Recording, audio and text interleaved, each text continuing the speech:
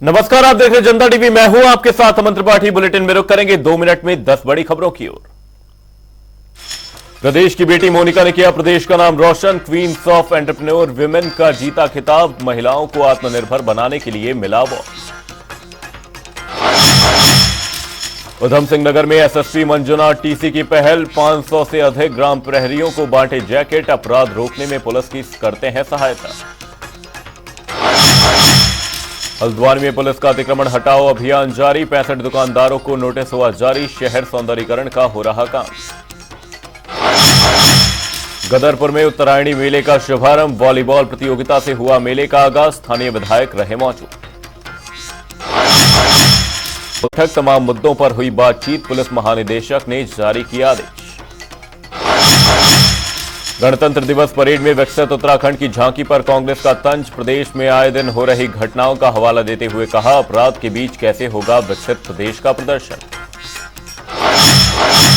लोकसभा चुनाव के मद्देनजर बीजेपी का गांव चलो अभियान। बीजेपी नेता गांवों में करेंगे प्रवास। गांव की समस्याओं को किया जाएगा दूर। रुद्रपुर के दिनेशपुर गांव में तेंदुए का आतंक। ग्रामीणों में भय का माहौल। पालतू जानवरों को तेंदुआ बना रहा अपना निवाला। रामनगर से शंकरपुर तक 2 लेन का बनेगा हाईवे। जल्द होगा निर्माण कार्य शुरू। पहाड़ों की यात्रा होगी सुगम। प्रदेश में शीतलहर जारी। कोहरे और कड़ाके की ठंड से लोगों का हाल बेहाल। लगातार लुढ़क रहा पारा।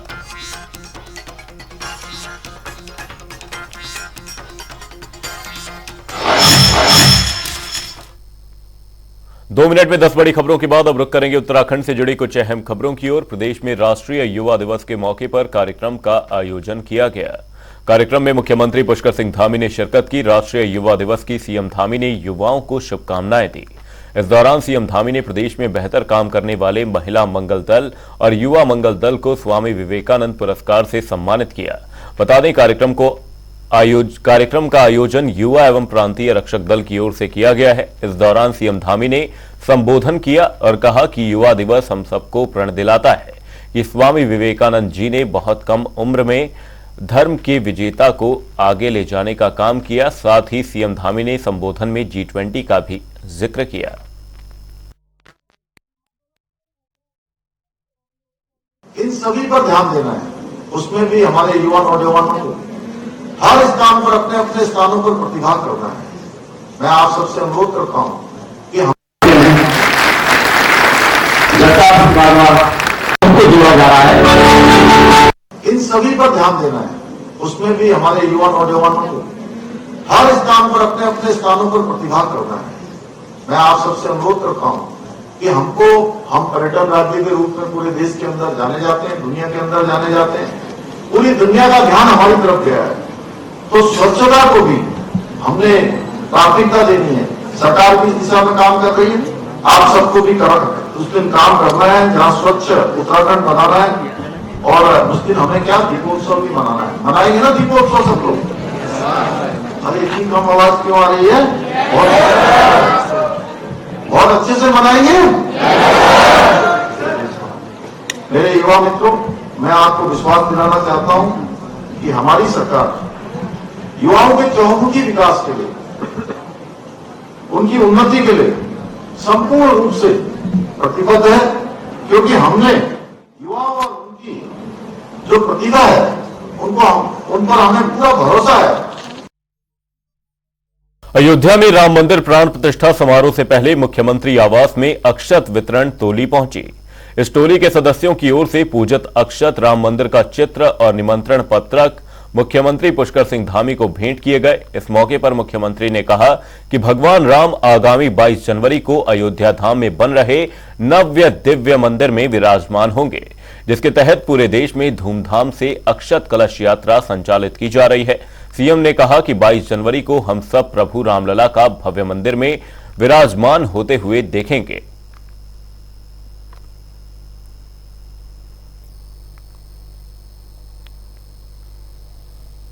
भाजपा प्रदेश मुख्यालय में भारतीय जनता पार्टी के प्रदेश अध्यक्ष महेंद्र भट्ट ने महत्वपूर्ण जानकारी साझा की। प्रेस कॉन्फ्रेंस कर महेंद्र भट्ट ने बताया कि भारतीय जनता पार्टी पूरे देश में एक बड़ा अभियान चला रही है, जिसमें नमो ऐप पर विकसित भारत एम्बेसडर बनाए जा रहे हैं। उन्होंने बताया कि उत्तराखंड में बीजेपी का प्रत्येक कार्यकर्ता 10 एम्बेसडर बनाने का काम कर रहा है और अब तक पूरे प्रदेश में 2,43,180 विकसित भारत ब्रांड एम्बेसडर बनाए जा चुके हैं। आगे उन्होंने और क्या कुछ कहा, वो सुनिए। देश के अंदर करोड़ों नागरिकों को विकसित भारत एम्बेसडर के रूप में उनके सहयोग लिया जाए, इस भाव के साथ नमो ऐप में विकसित भारत एम्बेसडर ये बनाने कार्य प्रारंभ हुआ है। नमो ऐप के अंदर विकसित भारत एम्बेसडर 100 दिवसीय चैलेंज उनको दिया गया है। मुख्य रूप से इस ऐप में मौजूदा सरकार की उपलब्धियां, कार्यक्रम, सामाजिक और आर्थिक जनचेतना और अनेकों विषय जो आज के परिप्रेक्ष्य में सरकार द्वारा लागू किए गए, वो तो है ही। आप सब समाज के जो भी एम्बेसडर के रूप में इसमें जुड़ता है, उससे क्या क्या और ऐसे विषय हैं जो देश के विकास के लिए बहुत सार्थक सिद्ध होंगे, विकसित राष्ट्र बनाने की दृष्टि में जिसका बहुत बड़ा योगदान हो सकता है, ऐसे सुझाव भी उसमें आमंत्रित किए जाएंगे। विकसित भारत एम्बेसडर के रूप में कार्यक्रम की संख्या भी बनी है। उस दृष्टि से हमने 7-8 जनवरी को प्रत्येक कार्यकर्ता को 10 विकसित भारत एम्बेसडर नामित करने का हमने कहा गया था। अभी तक उत्तराखंड के अंदर 2,43,107 जनवरी तक का डाटा है। 2,43,180 लोग विकसित भारत एम्बेसडर के रूप में डाउनलोड हो चुके हैं। उत्तराखंड राज्य के युवाओं ने बीते कुछ वक्त में अपनी खेल प्रतिभाओं का शानदार प्रदर्शन कर राज्य को गौरवान्वित महसूस करवाया है। राज्य की इन्हीं खेल प्रतिभाओं को आगे बढ़ाने और युवाओं की प्रतिभा को निखारने के लिए मुख्यमंत्री धामी ने पूर्व में लोहाघाट में बालिका स्पोर्ट्स कॉलेज की घोषणा की थी। मुख्यमंत्री पुष्कर सिंह धामी जल्द ही इस कॉलेज की आधारशिला रखेंगे। वहीं राज्य की खेल मंत्री रेखा आर्या ने बताया कि ये स्पोर्ट्स कॉलेज आवासीय होगा, जहां बालिकाओं को पढ़ने खेलने के साथ ही आवास की सुविधा भी प्राप्त करवाई जाएगी। हमने ये देखा है कि बालिकाओं का एक भी स्पोर्ट्स कॉलेज जो है पूरे अपने उत्तराखंड में विद्यमान नहीं है, जिसको माननीय मुख्यमंत्री जी ने महसूस किया और उसे एक घोषणा के रूप में कि बालिकाओं का भी स्पोर्ट्स कॉलेज बनेगा, उस रूप में उनकी घोषणा की गई। और मुझे कहते हुए और आप सबको बताते हुए बेहद प्रसन्नता है कि अपने प्रदेश का पहला बालिका स्पोर्ट्स कॉलेज जो है वह लोहाघाट में बनेगा। लोहाघाट में भूमि का हस्तांतरण की कार्रवाई भी होगी है। निश्चित रूप से ये बिल्कुल महाराणा प्रताप स्पोर्ट्स कॉलेज के तर्ज पे ही बनेगा। हमारी पूरी कोशिश है कि जो बालिकाएं खेल की प्रतिभा रखती हैं, उनके लिए खेलना कूदना और पढ़ना लिखना दोनों एक साथ पर एक प्लेटफॉर्म पर संभव हो सके, उसी की परिकल्पना है गर्ल्स स्पोर्ट्स कॉलेज। तो आने वाले समय में माननीय मुख्यमंत्री जी का समय लेते हुए भूमि पूजन लोहाघाट में करते हुए बालिका स्पोर्ट्स कॉलेज को जो है वो शुभारंभ किया जाएगा। हरिद्वार में जिला पूर्ति विभाग अब राशन की दुकानों पर शिकंजा कसने की तैयारी में जुट गया है। परिवार के मृतक सदस्य का राशन देने वाले राशन डीलर के खिलाफ भी अब सख्त कार्यवाही हो सकती है। जिला पूर्ति विभाग ने इस बात को लेकर सभी परिवारों को घोषणा पत्र देने के आदेश जारी कर दिए हैं। इस घोषणा पत्र में लड़की की शादी हो चुकी है और वे अपने ससुराल में चली गई हैं या किन्हीं कारणों से परिवार के सदस्य की मौत हो चुकी है, तो ऐसी जानकारी घोषणा पत्र में अवश्य भरनी होगी, ताकि राशन डीलर को भी परिवार के सदस्य की जानकारी रह सके। भी उचित दर विक्रेताओं का एक फॉर्मेट दिया गया है कि जो राशन कार्ड उनके ऑनलाइन चल रहे हैं, उनके मेंबर जीवित हैं करके एक जीवित का प्रमाण पत्र देना होगा। एक फॉर्मेट जो आज दिया गया है सभी डीलरों को, तो वो अपना वो लिख के देंगे, घोषणा पत्र में घोषणा करके देंगे कि जो मेरे परिवार में जितने मेंबर हैं वो सभी जीवित हैं। अगर किसी कारणवश किसी परिवार में किसी की डेथ हो जाती है तो उनको एक एप्लीकेशन और डेथ सर्टिफिकेट यहाँ देना पड़ेगा और उसका ऑनलाइन राशन यूनिट कार्ड दी जाएगी। ये इसमें शासनादेश है कि परिवार के जो परिवार का उनका उत्तरदायित्व होगा कि वो बताएंगे कि मेरी बेटी की शादी होगी या मेरे परिवार में से किसी की दुर्घटना से या इससे मृत्यु हो गई है, तो ऐसा इनके परिवार का दायित्व होगा कि उचित दर विक्रेता को ये बताएंगे कि उनके परिवार में किसी का यूनिट कम हो गया है। हल्द्वानी में सड़क चौड़ीकरण के साथ सौंदर्यीकरण का काम लगातार जारी है। इसके तहत प्रशासन की ओर से अतिक्रमण हटाओ अभियान चलाया जा रहा है। प्रशासन की ओर से अब तक 65 दुकानदारों को नोटिस जारी कर दिए गए हैं। वहीं इसको लेकर डीएम वंदना का कहना है कि हल्द्वानी और नैनीताल शहर में चौराहों के चौड़ीकरण और सौंदर्यीकरण का काम किया जा रहा है, जिससे आने वाले समय में जनता को ट्रैफिक की समस्या से निजात मिलेगी।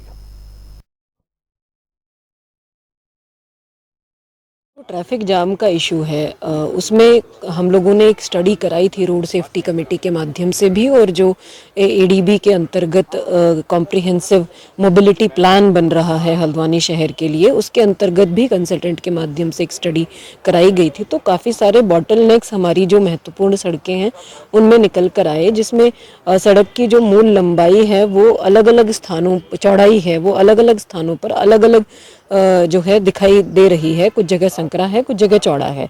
तो इन बॉटलनेक्स के सुधारीकरण की एक रिकमेंडेशन रोड सेफ्टी कमेटी ने करी थी। उसके क्रम में हल्द्वानी में भी और नैनीताल में भी जंक्शंस के इम्प्रूवमेंट का हम लोगों ने एक प्रोजेक्ट बनवाया था डिफरेंट डिपार्टमेंट को इंगेज करके।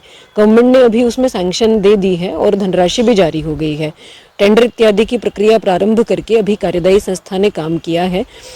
तो उसमें हम लोग संधि चौराहे से शुरू कर रहे थे, बाकी जंक्शंस पे भी काम होगा। मसूरी में टैक्सी स्कूटियों के कारण हो रही अव्यवस्थाओं को लेकर जिला प्रशासन और परिवहन विभाग ने कार्रवाई करना शुरू कर दिया है। इसी कड़ी में सभी टैक्सी स्कूटी में स्टिकर लगाए गए हैं, जिससे कि अवैध रूप से चल रही स्कूटियों को चिन्हित किया जा सके।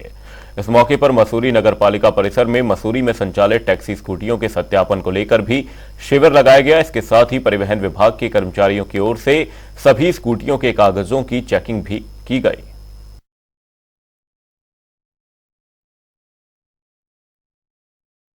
मसूरी में बढ़ती हुई सेंट्रल स्कूटी को देखते हुए हमने यहाँ पे एक सत्यापन शिविर चलाया। यहाँ पे देखने को आया है कि प्राय बहुत अलग अलग शहरों से भी जो यहाँ पे स्कूटी आ रही है जिनके प्रपत्र वैध नहीं थे, तो इन सभी का सत्यापन हमने यहाँ पे कर रहे हैं। जिन वाहनों के जो है पेपर पूरे होंगे उनको हम स्टिकर दे रहे हैं, उसको सत्यापित किया जाएगा। उन्हीं वाहनों को जो है चलने की अनुमति भी दी जाएगी।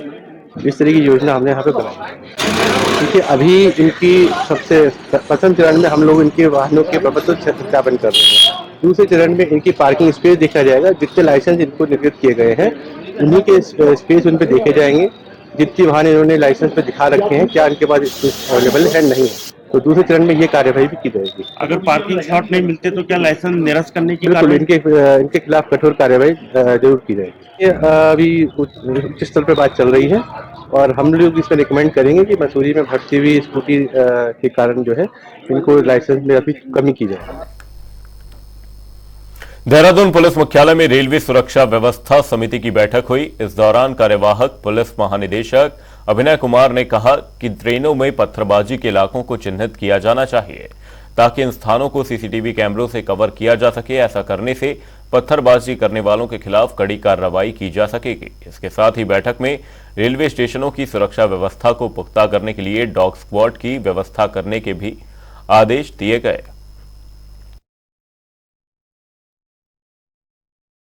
ये राज्य रेलवे सुरक्षा समिति की जो है एक सालाना बैठक होती है, तो इस साल की बैठक जो है वो पुलिस मुख्यालय में की गई, जिसमें हमारे यहाँ 2 सेक्टर जो है रेलवे के, एक नॉर्दर्न सेक्टर और नॉर्थ ईस्ट रेलवे सेक्टर।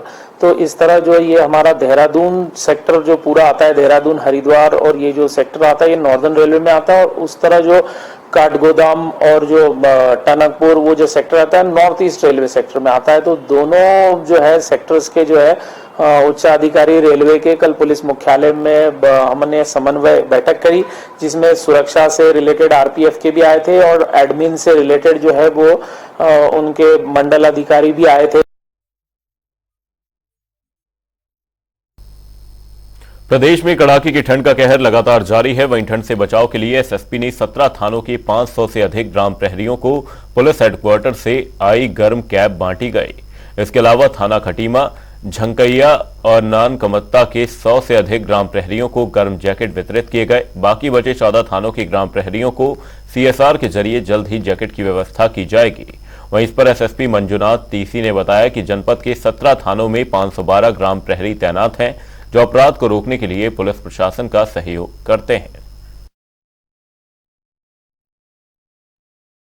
देखिए, पुलिस विभाग स्पेशली माननीय डीजीपी महोदय द्वारा अभी पुलिस विभाग से लगातार प्रयासरत है कि आधारभूत सुविधाओं को सबको देना। तो इसी क्रम में मैं आपको बता दूं, जनपद उधम सिंह नगर में कोहरा भीषण प्रकोप है, ठंड का भीषण प्रकोप चल रहा है। आप सभी को पता चल रहा है, आप सभी को पता है शीतलहर की प्रकोप चल रहा है। रात्रि को पारा जो है टेम्परेचर लगभग 4 या 5 डिग्री, कभी 3 डिग्री तक भी पहुंचता है। रामनगर से मरचूला शंकरपुर तक 2 लेन हाईवे निर्माण की डीपीआर तैयार करने के लिए 52 लाख रुपए का बजट मंजूर किया गया है। दरअसल नेशनल हाईवे 309 पर रामनगर से लेकर शंकरपुर तक 42 किलोमीटर हाईवे को 2 लेन बनाने की तैयारी की जा रही है, जिसके बाद अब पहाड़ों का सफर आसान हो जाएगा। वहीं जानकारी देते हुए नेशनल हाईवे के जेई रविंद्र जलाल ने बताया कि इस मार्ग को 2 लेन करने की सैद्धांतिक मंजूरी मिल चुकी है। साथ ही उन्होंने और क्या कुछ कहा वो सुनिए। इसमें देखो 28 किलोमीटर 28 से 70 के बीच में हमारा 2 लेन डीपीआर के लिए टेंडर हो चुका है टेक्निकल कंसल्टेंट के नाम से।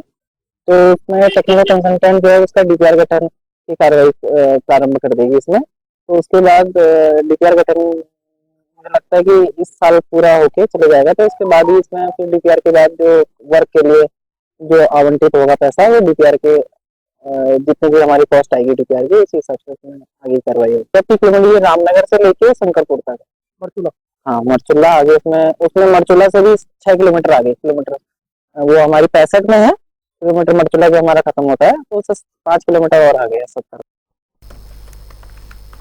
रुड़की में 2 दिन पहले हुई अंडा बेचने वाले युवक की हत्या का सीसीटीवी फुटेज वायरल हो रहा है। पुलिस इस फुटेज के आधार पर मामले की जांच कर रही है। बता दें कि 2 दिन पहले रात के समय एक अंडा विक्रेता के साथ 2 युवकों ने जमकर मारपीट की, जिसके चलते युवक की मौत हो गई। फिलहाल पुलिस ने मुख्य आरोपी को गिरफ्तार कर जेल भेज दिया है और दूसरे आरोपी की तलाश कर रही है।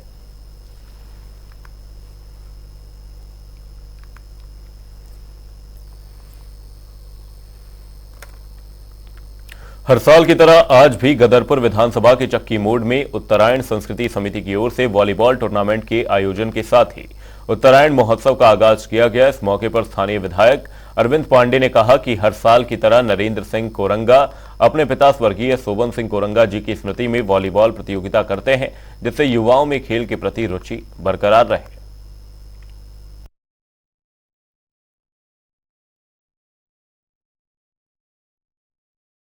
उनका बेटा जो हमारा भतीजा है नरेंद्र कोरंगा, बच्चों को मोटिवेट करने के लिए, नई उम्र के बच्चों को नशे से हटा के इसे खेल से जोड़ने के लिए हमारे सोबंदा के नाम पे इस टूर्नामेंट का आयोजन किया है। मैं नरेंद्र सिंह कोरंगा को बहुत बहुत धन्यवाद देना चाहता हूँ कि जो हमारे सोबंदा समाज सेवा में जो काम करते थे, उसी काम को उनके बेटे ने उठा रखा है और नई पीढ़ी के बच्चों को खेल से जोड़ने का संकल्प लिया।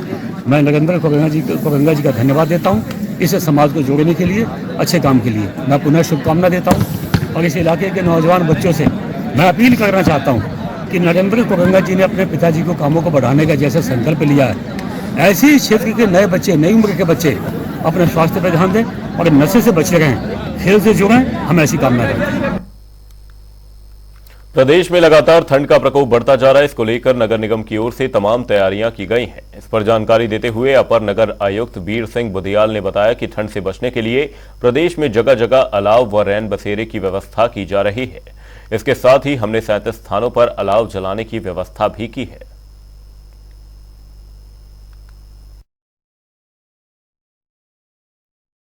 जो मुख्य हमारे आईएसबीटी है, सरपे चौक है, दिलाराम चौक है, मसूरी डायवर्जन है, और इसके अलावा जो भी हमारे प्रमुख स्थान है, घंटाघर है और ये ढूंढा हॉस्पिटल के सामने है, वहाँ पे हम लोग जलवाते रहते हैं। और 3 हमारे जो नगर निगम के रैन बसेरे हैं, एक ट्रांसपोर्ट नगर में है, एक हमारा चूना भट्टा में है और तीसरा हमारा लाल पुल पे है, वो पटेल नगर कहते हैं। और हमारे पर्याप्त मात्रा में व्यवस्था है, बिस्तर है, कंबल है और साफ सफाई का व्यवस्था हमने रखा। वहाँ भी हम लोग डेली अलाउ चलाते हैं।